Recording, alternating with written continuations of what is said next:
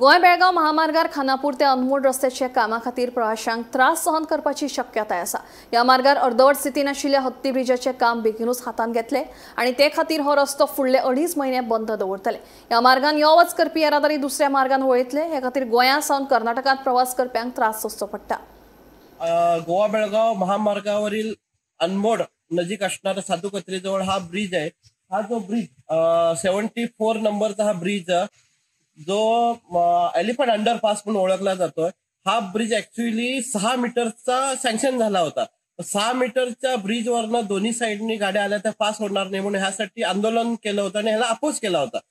त्यानंतर आता हा 9 मीटरचा ब्रिज हा सँक्शन झालेला आहे। 9 मीटर ह्याची रुंदी असणार, दोन्ही साईडनी गाड्या जाऊ शकतात। परंतु हा ब्रिज बांधताना मुख्य समस्या म्हणजे इकडे जागा नसल्याने हा ब्रिज बांधताना जवळजवळ 2.5 महिन्याचा बंद करण्यात येणार आहे। सर्व वाहनांसाठी हा रस्ता पुन्हा 2.5 महिन्यासाठी बंद करण्यात आहे। एक तर आता गोवा हद्दीत ज्या ठिकाणी रस्ता कोसळून ज्या ठिकाणी रस्ता कोसळल्यामुळे तिकडे 2 महिन्याच्या वर आता रस्ता बंद करण्यात आला, तर आता दिनांक 15 रोजी हा तो खुला करण्यात येणार असल्याने सर्व वाहनांच्या चेहऱ्यावर हास्य उमटलं होतं।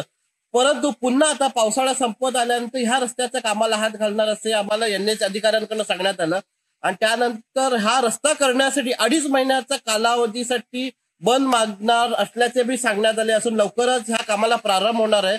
परंतु हा पुन्हा रस्ता बंद केला, जेवढ्या मोठ्या गाड्या असून जे लहान गाडी एवढा त्रास होणार आहे त्यांना की हा रस्ता बंद झाला पुन्हा वळसा मारून जाणे हेच कार्य होणार। प्रत्येक वेळेला जणू ह्या रस्त्याला ग्रहणच लागल्याप्रमाणे आहे, कारण प्रत्येक वेळेला हा रस्ता बंद काही बऱ्याच वेळा कर्नाटकातून बंद झाला। पहिली वेळ जी गोवा हद्दीत कोसळल्यामुळे बंद झालाय तो आता सुरू होणार म्हटलं तर इकडचा, त्यामुळे हा बंद झाल्यास लोकांना मोठा याचा त्रास सहन करावा लागणार आहे।